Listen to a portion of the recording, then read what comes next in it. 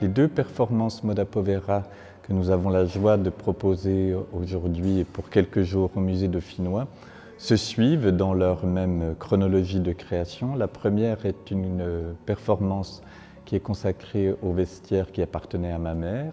Et lorsqu'elle est décédée, j'ai décidé de prendre ce vestiaire qui était un vestiaire modeste, humble, pour le transformer à la faveur de savoir haute couture, de connaissances d'histoire de la mode, pour en faire un hommage à ma mère, tout simplement. Et nous avons toujours pour but dans ce format Moda Povera de faire se rencontrer des anciennes couturières qui étaient à la retraite et des jeunes étudiants, futurs assistants, qui échangent autour de ces connaissances techniques et de ces savoir-faire. Et la seconde performance sur les robes de mariée est une suite, je dirais.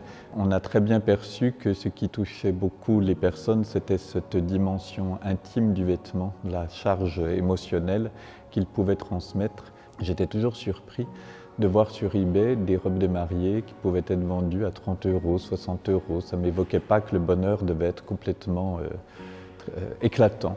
Et donc j'ai commencé à acheter ces robes de mariée et de la même sorte avec des anciennes couturières. On les a transformées, on les a associées à des pantalons d'hommes. On s'est raconté une histoire et on a proposé à Rachida Brakni de nous rejoindre pour illustrer en mots les constats d'état de ces robes, c'est-à-dire là où elles avaient des blessures, des salissures, des déchirures, c'est devenu des poèmes pour servir la mémoire de ces robes.